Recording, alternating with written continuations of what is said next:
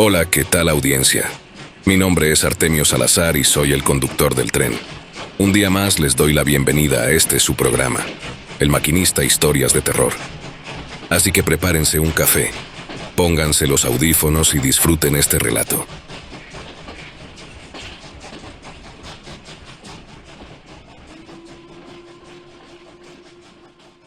En las tierras de Cuscatlán, a principios del siglo XX, según me contaba mi abuelo Pedro, ocurrieron los hechos que a continuación relataré. El personaje de nuestra historia se llamó Ignacio, y fue él quien contaría a las futuras generaciones los hechos ocurridos. Aquel hombre era un humilde campesino que desde muy pequeño había conocido la necesidad, como la mayoría de las personas, y por lo tanto, conocía muy bien los sufrimientos del trabajo agotador de aquel entonces. Después de haber abandonado su hogar para buscar mejores oportunidades, se había asentado en el pueblo de San Francisco, también llamado El Dorado, una zona muy famosa porque se decía que estaba cundida de oro en todas sus tierras. Por esta razón, grandes compañías mineras explotaban aquellos territorios con el afán de obtener el preciado metal. Fue entonces que a esas tierras llegó a trabajar Ignacio. El trabajo era duro, pero el salario era bastante bueno. Por eso, día con día estaban llegando a El Dorado grandes cantidades de personas, sobre todo hombres, con tal de trabajar en las minas. Ignacio apenas llegó, fue contratado en una de las minas llamada La Milagrosa, donde pronto aprendió el trabajo. Pasó entonces un tiempo, y sucedió que Ignacio conoció a una joven del lugar llamada Rubenia. Con la llegada de Rubenia a la vida de Ignacio, éste se instalaría de manera permanente a vivir en el pueblo de El Dorado. En aquella mina trabajaba también otro joven llamado Eliseo, quien se hizo gran amigo de Ignacio desde el primer día que éste había llegado a trabajar allí. Y cuando los hijos llegaron al matrimonio del joven Ignacio, éste se convirtió también en compadre del matrimonio. La mina, como dijimos, era un trabajo duro, mas aún con eso, los obreros ganaban lo suficiente para mantener a sus familias. Por eso estaban conformes de realizar aquel pesado trabajo que les permitía vivir tranquila y cómodamente. Pero pronto asolaría a El Dorado una terrible desgracia como no hubo en el pasado, ni en ningún tiempo futuro. Una tarde, cuando el sol se ocultaba, se hizo sentir desde el oriente un viento impetuoso, que venía acompañado por un murmullo producido por la hierba y los árboles al ser mecidos por las fuertes ráfagas. Más bien aquel susurro parecía el sonido del llanto de 1000 voces que todos en el pueblo pudieron escuchar. A continuación, el cielo se tornó de un rojo cobrizo oscuro, y los animales domésticos extrañamente se mostraron espantados y temerosos. Grandes nubes de polvo se levantaron del suelo, provocando que los transeúntes tuvieran que resguardarse en los portales de las casas para protegerse de la gran polvareda. El viento producía toda clase de ruidos tenebrosos, y la gente resguardada en sus casas extrañamente se llenaron de un gran miedo inexplicable. Aquella siniestra ventolera se mantuvo hasta la medianoche, momento cuando, de repente, y así como había empezado, todo cesó. A la mañana siguiente, todo el ambiente se sentía como de costumbre, con la diferencia de que la gente comentaba el extraño evento del día anterior. Pero como fue una cosa que no se volvió a repetir, pronto la gente se fue olvidando de aquello. Los días pasaron, y todo marchaba como de costumbre, pero entonces pasó que de pronto varios vecinos comenzaron a padecer de una misma enfermedad. Muchos pobladores de El Dorado comenzaron a sentir malestares como fiebre, dolor de cuerpo y de estómago. Tanto así que de pronto no había un hogar donde uno de los familiares no estuviera en cama con los ya mencionados síntomas. Los que estaban enfermos se quejaban de dolor, pues el mal que les había llegado les hacía sentir como si los huesos se les partieran en pedazos. La situación de los enfermos era penosa, y los familiares no hallaban la manera de aliviarles el dolor.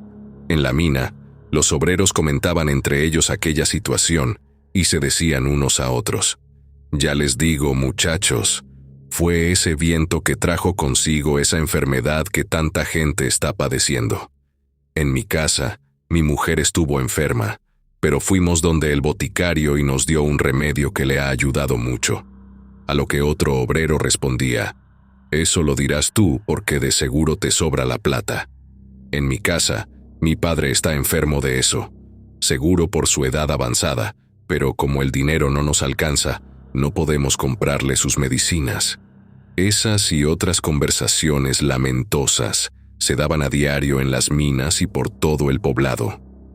Pese a que muchos de los vecinos estaban adoleciendo de los síntomas de aquella repentina enfermedad, la gran mayoría aún no presentaba signos de estar enferma, y la vida seguía como de costumbre para ellos. Así pasaron los días, y de pronto una buena noticia llegó al poblado de El Dorado. Después de hacer algunas detonaciones en una zona próxima a la mina, donde los compadres trabajaban, los ingenieros se llevaron una enorme sorpresa. Habían descubierto lo que para ellos era la mayor reserva de metales preciosos encontrada hasta la fecha en aquel lugar. Oro, plata, estaño y muchos otros metales fueron encontrados después de seguir detonando cerros en los alrededores del lugar. Esto produjo una mayor demanda de mineros, y el salario de estos aumentó considerablemente. Ignacio y Eliseo llevaron la noticia a sus casas, y esto naturalmente alegró mucho a sus familias, pues significaban muchos más ingresos para el sustento diario. En cuestión de meses, El Dorado fue noticia nacional tras el anuncio del valioso hallazgo en esas tierras, y gente de todos lados del país se movilizó hasta el pueblo con la intención de trabajar en las minas y tener prosperidad. El alcalde veía cómo el tesoro municipal aumentaba día con día, así que se reunía con su consejo para convenir entregarles más permisos a las compañías mineras de seguir explorando aquellas tierras. Todo era prosperidad en San Francisco El Dorado, pero había un sabor agridulce en la población, pues, así como aumentaban las ganancias en las minas, también lo hacía el número de personas enfermas de la extraña fiebre que había llegado con la ventolera unos meses atrás. Ya la gente no se curaba con hierbas medicinales, y afuera de las boticas y farmacias, las filas eran interminables, pues los que estaban sanos buscaban con ansias algún medicamento que pudiera ayudar a sus familiares a curarse de aquel terrible mal. Mientras las minas producían enormes cantidades de metal precioso, algunos de los primeros enfermos comenzaron a fallecer. Todos los días eran veladas las desdichadas víctimas de la fiebre de El Dorado, como se le había nombrado a aquella enfermedad. Los ricos y hacendados, así como ministros y autoridades, cada día veían incrementadas sus riquezas gracias a la producción de las minas, mientras que los habitantes comunes enterraban a sus familiares que perdían la vida a causa de la fiebre. Los que eran fieles devotos acudían al santuario de San Francisco a rogar a Dios que los librase del cruel azote que estaban padeciendo. Pero lo que la gente no imaginaba aún era la terrible mortandad que se aproximaba a El Dorado. Pronto se empezaron a ver montones de personas enfermas por las calles, y algunos perecían ahí en la vía pública sin que nadie pudiera hacer nada por ellos, ya que los médicos, boticarios y hasta los herbolarios habían sido convocados por un pequeño grupo de acaudalados a servirles solamente a ellos y librarlos así de la plaga que asolaba al poblado. Al mirar que la epidemia se extendía sin piedad, el alcalde de San Francisco se reunió con su consejo para determinar de qué manera podían parar aquella desgracia que ya estaba creciendo de manera desproporcionada. Entonces, se creó una ley que obligaba a toda la población a llevar a cualquier familiar enfermo hasta un árido páramo que se encontraba a casi una legua de distancia, y abandonarlo ahí, con tal de extinguir por completo la terrible peste. A los que morían de la fiebre, se les quemaba en sendas hogueras con la misma finalidad, que la propagación de la enfermedad pudiera ser contenida. El cura de la parroquia de San Francisco, llamado Vicente Morales, al enterarse de las órdenes del alcalde, Rápidamente se presentó ante el edil para condenar tales actos de crueldad y le exigió brindarles atención médica a las personas afectadas. Pero el alcalde se negó a atender las peticiones del sacerdote y, con un gesto de desagrado, le pidió seriamente que abandonara de inmediato el cabildo. Días después de ese bochornoso encuentro entre el alcalde y el sacerdote, el arzobispado envió a El Dorado a un grupo de monjas mercedarias para que atendieran a los enfermos y moribundos, a petición del párroco Vicente. El cura Vicente reprochaba con entereza el actuar de las clases altas, y en sus homilías a las pocas personas que asistían a misa, las exhortaba a no obedecer las órdenes de la municipalidad de abandonar a sus familiares enfermos.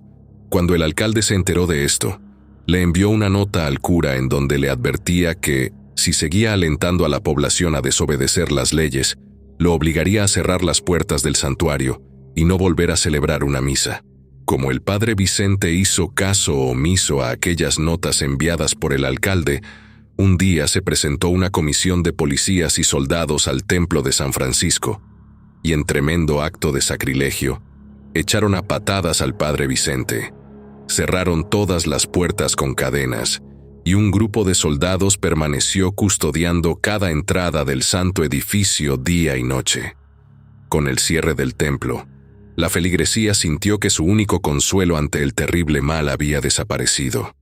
De pronto, el poblado de El Dorado se encontró en medio de un holocausto en donde las personas enfermas en caravanas de carretas, caballos y mulas eran llevadas a ser abandonadas en el ya mencionado desierto. Una comitiva había sido creada con el fin de visitar casa por casa a los enfermos, y si ésta determinaba que aquella persona debía ser llevada al desierto, ya no había nada que sus familiares pudieran hacer por ella. El escenario era cruel, pues nadie quería dejar morir a sus familiares en la total soledad, pero de no hacerlo, se corría el riesgo de ser desterrado del pueblo y a la vez sentenciado a morir de hambre en los desolados montes. Fue así que muchas de las personas solamente encomendaban a Dios a sus familiares y permitían que fueran llevados al desierto por la comitiva del alcalde. El padre Vicente, que se había quedado en la calle tras ser echado del templo, fue recibido en una casa por una piadosa familia, la de Ignacio y Rubenia. Ahí le proporcionaron alimentación y un espacio para dormir. Y fue estando en casa de Ignacio que el padre Vicente comenzó a notar ciertas cosas que ocurrían en el pueblo y que de alguna manera le parecían muy extrañas. Por ejemplo, se dio cuenta, según contaba Ignacio, que ningún minero había contraído la enfermedad y mucho menos había fallecido por esa condición. Asimismo, las personas adineradas y, como ya dijimos, los altos funcionarios, tampoco reportaban defunciones ocasionadas por la peste. Esto hizo levantar más sospechas en el padre Vicente de que algo siniestro estaba pasando en aquel pueblo, y se propuso en el nombre de Dios averiguar qué se escondía detrás de aquella terrible situación. Una noche, cuando se disponían a cenar, sonó la puerta de la casa con golpes desesperados. Rubenia corrió a abrir y se encontró con Eliseo, quien tenía la cabeza agachada y sus manos sostenidas sobre sus rodillas, mientras jadeaba de cansancio. Rápidamente Rubenia preguntó: «Compadre Eliseo, ¿qué ocurre?». Este le respondió: «Comadre Rubenia, es mi mujer. Cuando volví del trabajo la encontré postrada en la cama, y para eso no hay otra explicación. Le ha llegado la fiebre». Todos se escandalizaron en casa de Ignacio, pero este salió y le dijo a Eliseo: «Compadre, no se me ponga mal. La comadre va a estar bien. Nosotros le vamos a ayudar. Además, aquí tenemos al padre Vicente, que tiene la ayuda de las monjitas. ¿Verdad, padre?». El padre Vicente se acercó y dijo: «Tenía hijo, pues el alcalde también las echó a ellas del pueblo. Pero he estado analizando desde hace varios días esta situación, y yo sé que hay algo oculto aquí detrás de todo esto, y ustedes me tienen que ayudar a averiguarlo». Entonces, Rubenia dijo: «Padre, pida la ayuda divina. Dios le tiene que revelar una solución para todo esto. Como sacerdote, Dios lo debe escuchar más a usted. El padre se le quedó mirando a Rubenia y le respondió: soy sacerdote, pero sigo siendo un ser humano pecador.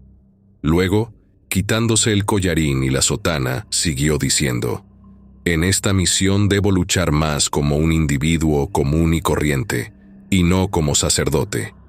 Luego, dirigiéndose a Eliseo, le dijo: su mujer va a estar bien. Le pido que sea fuerte y que me acompañe a encontrar la causa de todo esto. A continuación, dijo a Rubenia: a usted le pido que se quede al cuidado de su comadre, porque también necesito de la ayuda de Ignacio para poder detener toda esta mortandad. Rubenia miró a Ignacio y dijo: cuente conmigo, padre, pero prométame que no les va a pasar nada malo. Y el padre contestó: pasará lo que Dios quiera que pase. Luego se fueron todos, incluidos los hijos de Ignacio, a casa de Eliseo. Ahí se instalaron mientras el padre Vicente, Eliseo e Ignacio salieron a llevar a cabo el plan que tenía el sacerdote. La noche ya había caído, y lo primero que el padre les pidió fue que lo acompañaran hasta el templo, pues debía sacar de ahí algunas pertenencias. Los compadres no dudaron en acompañarlo, aun sabiendo que el lugar estaba custodiado por los soldados del alcalde. Por esa razón se ocultaron tras unos arbustos, analizando cómo podían hacer para ingresar al recinto sin ser vistos por los soldados. La mejor idea era entrar por la parte de atrás, donde el padre Vicente sabía que había una puerta sin seguro. El único problema era que el lugar yacía oscuro, y también había un soldado de guardia ahí. Aún así, se acercaron cuidándose de no ser vistos, y esperaron hasta que el guardia tuviera un momento de descuido, y así poder entrar sigilosamente. Pasó un rato, cuando de pronto una suave brisa se comenzó a sentir, y a la lejanía se escuchó el aullido de un animal como nunca se había escuchado antes en el pueblo. Realmente parecía el aullido de un lobo, un animal que por aquellos lugares no era común. A continuación del horripilante aullido, se movieron las matas que circundaban el templo parroquial, y pronto se escuchó el gruñido de una bestia que se acercaba a gran velocidad. Al soldado no le quedó tiempo de defenderse, cuando se lanzó sobre él una criatura con cabeza de perro y cuerpo de humano. Incrédulos, los tres hombres ocultos presenciaron cómo aquella criatura le arrancaba pedazos de carne al soldado con sus grandes y afilados dientes. Al escuchar los desgarradores gritos de su compañero, los demás soldados corrieron para tratar de auxiliarlo, mas no lograban acertar ningún disparo de los que lanzaban en contra de la criatura. El ser humanoide atacó a los otros soldados también, y sin que estos pudieran hacer nada ni siquiera con sus armas, la bestia rabiosa logró acabar con cada uno de ellos. Aquel ser mitad humano, mitad animal, desgarraba los cuerpos de aquellos desdichados sin piedad. Sin embargo, no los devoraba y parecía que acababa con ellos simplemente por gusto. Cuando solo quedó en el lugar un promontorio de cuerpos desmembrados, la criatura volvió su mirada hacia el lugar donde se encontraba el padre Vicente y sus acompañantes. Levantó la nariz y olfateó el aire, adivinando que ellos estaban ahí, pero aun con eso prefirió alejarse y no hacerles daño a ellos. Desconcertados nuestros hombres por lo que acababan de ver, se preguntaban qué sería aquel animal tan espeluznante que habían presenciado. Más aún, con el escalofrío que aquel espectáculo les había causado, salieron de su escondite para ingresar al templo cuidándose de no ser sorprendidos por aquella sanguinaria criatura. Ya en el templo, el padre extrajo las hostias consagradas del sagrario y se las guardó cuidadosamente, todo mientras Ignacio y Eliseo custodiaban la entrada. A continuación, salieron de ahí, y el padre Vicente les explicó que visitarían a un viejo amigo. Así que rápidamente salieron del lugar y se dirigieron hasta las faldas de un cerro, donde se encontrarían con un singular personaje. Durante el trayecto, antes de llegar a un cruce de calles, se quedaron sorprendidos cuando se encontraron con una mula tan negra como la noche misma, con un color rojo en sus ojos que se asemejaban a carbones encendidos. Sobre la mula montaba un hombre con una capucha también negra, y en sus espaldas cargaba un costal. Apenas vio al sacerdote, reconociéndolo, le dijo: «¿Verdad, señor cura, que robarle a un rico no es pecado?» El sacerdote, un poco atónito, respondió titubeante: «No, hijo, y menos cuando se hace por necesidad». La mula alzó las patas delanteras y seguidamente se echó a correr, dejando en el lugar a los 3 hombres con un temblor en el cuerpo, pues no sabían si habían visto a una persona real o a un fantasma. Unos minutos después escucharon una tropa que se acercaba. Era un grupo de soldados que, al parecer, venían persiguiendo al hombre de la mula. Nuestros hombres buscaron nuevamente dónde ocultarse mientras pasaba el grupo de perseguidores. Aquellos soldados que seguían al sujeto del costal, según se veía, estaban dispuestos a atraparlo vivo o muerto. Todo aquello se tornó aún más extraño cuando en el cielo se escuchó el sonido de un águila que cruzaba los aires. Y cuando de repente apareció del oscuro firmamento otro ser mitad humano y mitad pájaro, el cual, tomando con sus garras a uno de los soldados, lo elevó hasta una gran altura y desde ahí lo dejó caer al suelo, provocándole la muerte. A continuación, esa misma suerte correrían también los demás soldados. Para el padre Vicente, algo místico estaba ocurriendo ahí, y sabía que su amigo a quien iban a buscar sabría la razón de aquellos acontecimientos. Caminaron entonces a las faldas del cerro y, en una casita bastante modesta, llamaron a la puerta. Desde adentro, una voz les preguntó: «¿Quién llama a la puerta a estas horas?». El padre Vicente respondió: «Soy el padre Vicente, y necesito hablar contigo con urgencia, Erasmo». Rápidamente, la puerta se abrió y asomó un anciano moreno y de pelo cano que apenas vio al padre, dijo: «Padre Vicente, ¿cuántos años de no saber de usted?». El padre contestó: «Así es, Erasmo, no te veo en misa desde hace mucho tiempo. Recuerda que nunca es tarde para volver a Dios». Erasmo frunció los labios y bajó la mirada y respondió: «Yo lo sé, padre, pero pase adelante y dígame qué se le ofrece». El padre y sus compañeros pasaron a la casita de Erasmo, quien no era más que un antiguo curandero y conocedor de hechizos milenarios que por generaciones sus ancestros indígenas le habían heredado.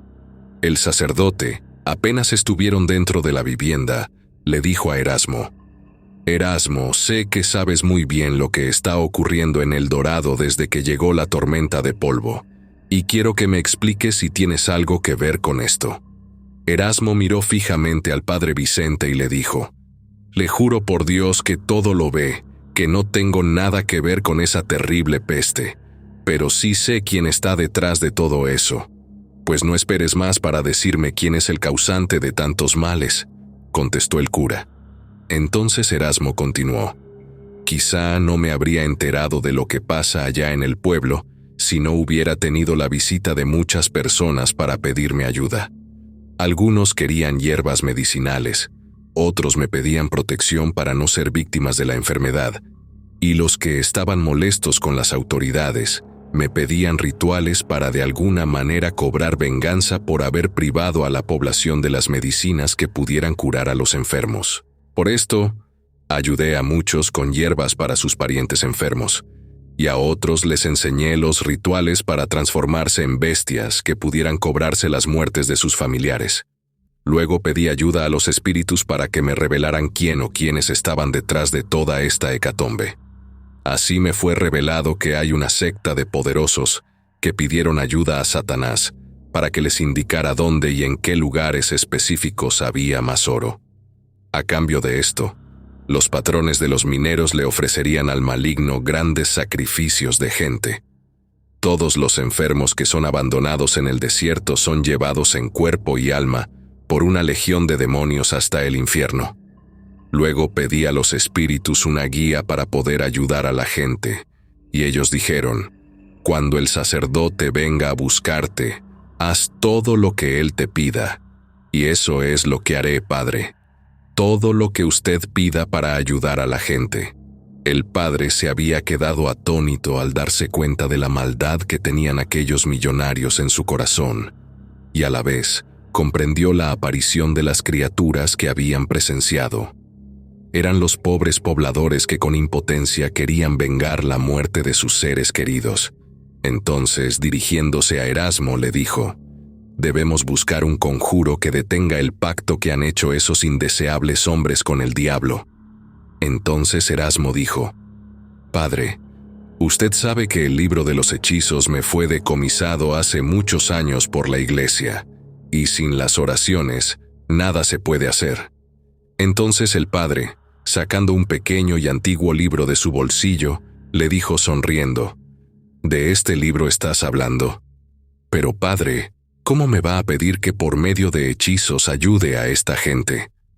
Hasta podemos condenarnos por eso». El padre entonces dijo: «No importa que yo me condene, mientras pueda salvar a esta gente». Entonces dijo Ignacio: «Me sorprende su valor, padre. Nosotros estamos dispuestos a ayudar también en todo lo que sea posible». Apenas había terminado de hablar Ignacio, cuando desde afuera se escuchó un grito que dijo: «Todos los que se encuentren adentro salgan con las manos en alto». Eran los soldados del alcalde que llegaban en busca de Erasmo, pues sabían que era el único que podía estar ayudando a la gente con hechizos para transformarse en criaturas salvajes. Los ocupantes de la choza intentaron escapar saliendo por la parte de atrás, pero la cantidad de soldados era tan numerosa que no pudieron librarse de ser capturados.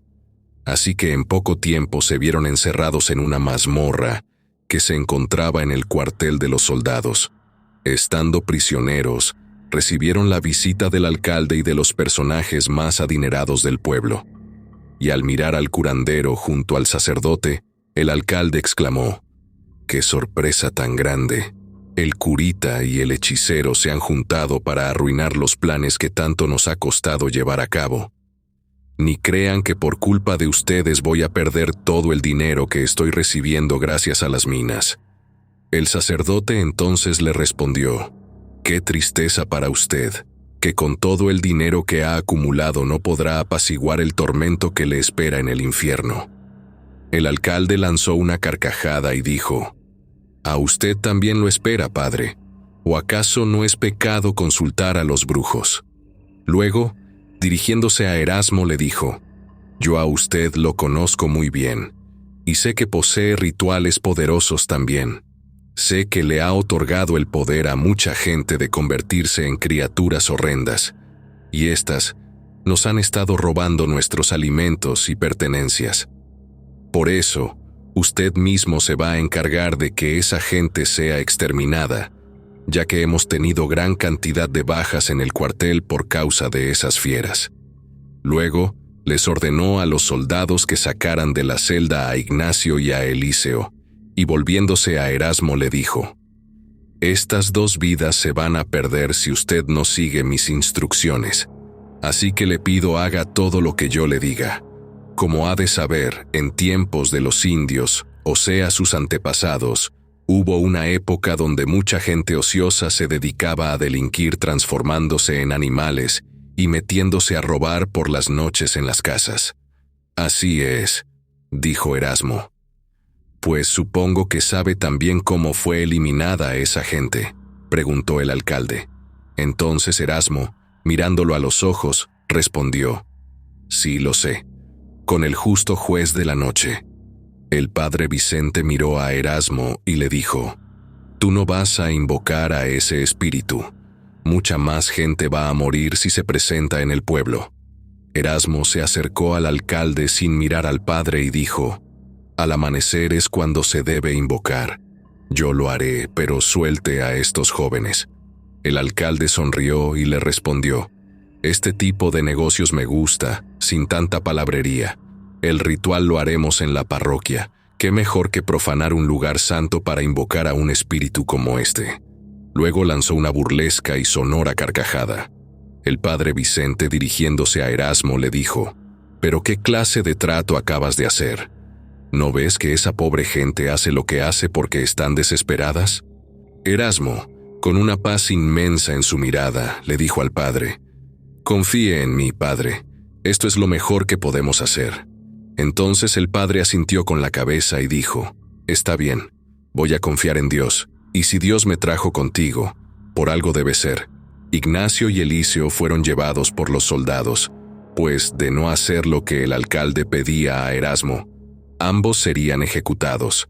Al amanecer, el padre Vicente y Erasmo fueron llevados hasta el templo, donde ya se encontraba un grupo de apoderados que servirían de testigos del ritual, que ahí se llevaría a cabo. En el centro de la nave principal se había formado un círculo, donde se pusieron los instrumentos que Erasmo utilizaría para hacer la invocación. El padre le entregó el libro que contenía las oraciones para hacer el ritual, y seguidamente Erasmo se sentó al centro del círculo. Luego encendió un brasero en un cuenco de barro, donde quemó algunas hojas secas de plantas que había mandado a conseguir con las especieras del mercado. Seguidamente juntó las manos y suavemente las elevaba mientras leía las oraciones en una lengua maya. Luego pasaba las manos sobre el cuenco y, haciendo círculos con estas, formaba un remolino de humo que pronto se elevó hasta el techo del edificio. El brasero comenzó entonces a lanzar chispas, al mismo tiempo que Erasmo se dispuso a sonar un pito antiguo, mientras bailaba una danza girando en círculos. Entonces sucedió que del brasero se elevó una columna de fuego, tras una fuerte explosión que hizo añicos el cuenco. Esto provocó que los asistentes se echaran hacia atrás muy asustados. Cuando el humo se dispersó, Erasmo, bañado en sudor, exclamó: «El ritual está hecho. Ahora solo debemos esperar la visita del justo juez». El alcalde y los demás presentes sonrieron maliciosos, pero no soltaron a Ignacio y a Eliseo hasta que no estuvieran seguros de que el ritual se había hecho exitosamente. Erasmo, en cambio, estaba seguro. Él sabía que aquella noche se presentaría en el pueblo el justo juez. Erasmo, Ignacio, Eliseo y el padre Vicente fueron llevados a la mazmorra nuevamente para esperar ahí la noche. Y así pasaron las horas hasta que el sol comenzó a descender. Apenas si la oscuridad cubrió el poblado, el capitán de los soldados les avisó a sus tropas que había aumentado la cantidad de nahuales y de personas mitad humano, mitad animal, que andaban rondando las casas de los millonarios. Así que se prepararon todos los elementos para hacerle frente a los revoltosos. Rápidamente, el alcalde se hizo presente en la mazmorra y dijo a Erasmo muy enojado: «Oye tú, ay de ti si no aparece ese maldito fantasma para acabar con estos salvajes, porque si eso no pasa, los meteré a ustedes 4 en una de las minas que no produce nada y la haré detonar, para que queden ahí soterrados para siempre». A esto Erasmo solo respondió: «Tranquilo, señor alcalde, él pronto se presentará». Los soldados luchaban con los seres antropomorfos, aun cuando llevaban siempre las de perder, y así estuvieron hasta que se llegó la medianoche. Entonces, fue en ese momento cuando un fuerte viento sopló nuevamente en todo el poblado. Los habitantes, que se habían transformado en animales y criaturas, al sentir el ventarrón, se llenaron de miedo y huyeron espantados. Luego retumbó en el cielo un grito sordo y muy grave que se extendía desde la entrada del pueblito hasta las minas más alejadas. La tierra comenzó a vibrar y algunos objetos hasta se caían de su lugar.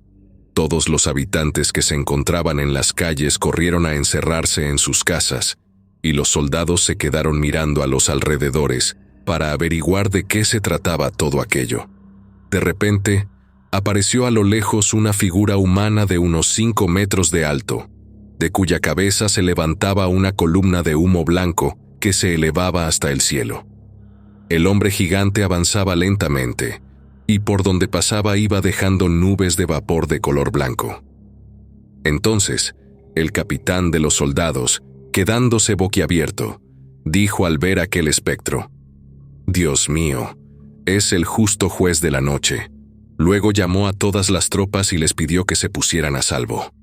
Todos los soldados lograron escapar antes de que el fantasma de humo pasara junto a ellos, pero el capitán simplemente no pudo moverse de donde estaba. El justo juez pasó junto a él, y cuando lo tuvo enfrente, el capitán sintió un frío glacial que le invadió de pies a cabeza. El fantasma lo atravesó, y cuando lo dejó atrás, el capitán cayó muerto sobre la calle. El enorme espectro de vapor caminó por todas las calles del pueblo, provocando el pavor de los habitantes en sus casas. Sin embargo, en la casa de la gente piadosa, solo quedaba sobre los techos una capa como de nubes que poco a poco desaparecían. En casa de los ricos, poderosos y explotadores, era muy diferente. El justo juez dejaba su estela de humo, y cuando estos lo respiraban, caían muertos al instante. Cuando ya casi todo el pueblo se había pintado de blanco por el paso del fantasma, este se dirigió hacia el cuartel donde se hallaba el alcalde. Ahí lanzó un grito tan grave que hizo temblar hasta la mazmorra donde se encontraban presos Erasmo y los demás. Entonces, el alcalde, que no sabía lo que había pasado en el pueblo, salió a la calle para averiguar qué había sido aquel retumbo. Al salir, se encontró con la figura del justo juez de la noche, y casi se desmaya al ver la interminable columna de humo blanco que salía de su cabeza. De repente, la figura del fantasma se transformó en un torbellino de nubes blancas que envolvieron por completo al alcalde, y que rápidamente se desplazó desde ahí hasta los cerros, donde se encontraban las minas más profundas. Ahí, con violencia, el alcalde fue lanzado hasta lo más profundo de una de las minas, y después hubo un potente terremoto que terminó por hacer colapsar todos los túneles que existían bajo la tierra.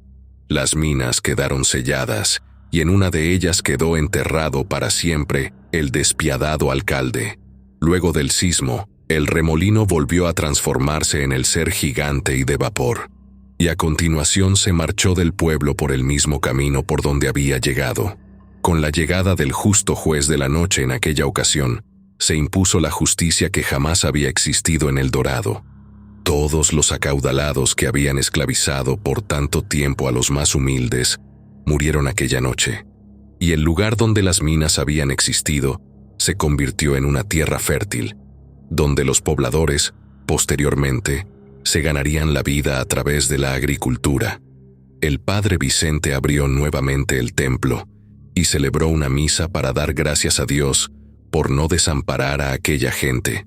Erasmo vivió sus últimos años de vida sirviendo al padre Vicente como monaguillo, y los que tenían a sus familias enfermas pronto vieron en ellas su recuperación, incluida la esposa de Eliseo. Ignacio también se volvió agricultor, y un día que caminaba hasta la parcela que cultivaba, se encontró con una fila de personas que llegaban al pueblo muy contentas. Todas eran caras conocidas. Se trataba de todas las personas que habían sido llevadas al desierto, que ahora volvían curadas de la enfermedad y más llenas de vida que nunca. En la actualidad, siempre se siguió llamando San Francisco El Dorado, porque, aunque ya no hay minas, la gente tiene cosas que son más valiosas que el oro, como la naturaleza, la familia, la salud y la vida.